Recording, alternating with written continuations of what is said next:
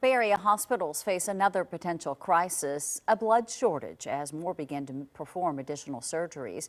Dr. Ron Barrell is medical director of Altabate Summit Medical Center's Oakland Emergency Department. Thank you so much, doctor, for being here. Talk a little bit about what supplies are like right now. Right. Well, they are really in a critical shortage. COVID has wreaked havoc on so many different parts of the medical system and our economy and our cities, just in ways we never intended. And I don't think anyone could have predicted we would have been at this shortage. At Altabate Summit Medical Center, our volume had gone down with COVID. We weren't doing as many surgeries. We had canceled elective surgeries. And so we didn't need to use as much blood. And now that we're opening up and ramping back up, it's only becoming apparent that this inability for people to go to blood banks and for blood mobiles to go to people's businesses to collect blood in the normal ways we do are kind of coming together now to really develop a crisis for us in the healthcare industry and for people who need blood. Yeah, so doctor, explain just what this shortage means.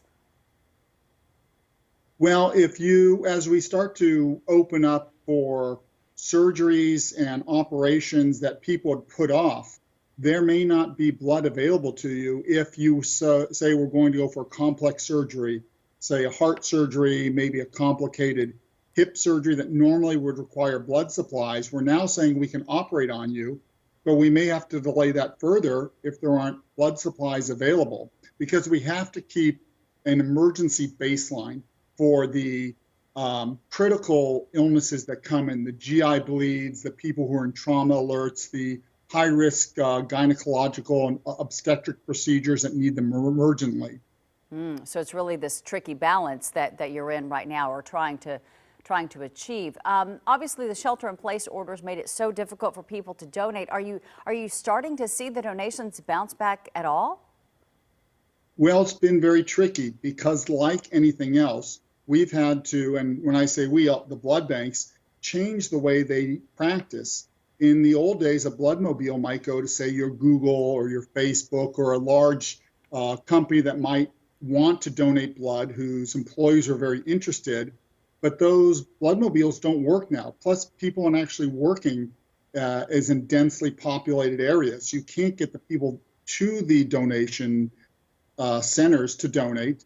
And also, when you do, the blood mobiles and the blood centers, they have to space out as well. They have to take the same precautions that we've had to adapt in every segment of society. And that takes time to find the space and plan out how you're going to do it. And quite frankly, the people who are working at the Red Cross and such, they need their PPE as well. And we have to make sure that their employees are healthy so they can be at their job to accept the blood donations. Yeah, so much affected by the COVID-19 pandemic. Dr. Barrell, thank you so much for coming on to talk with us about the blood shortage. And for those of you at home who are healthy enough, please consider making a blood donation if you can. Really appreciate it. Thanks so much, doctor. Thanks for having me.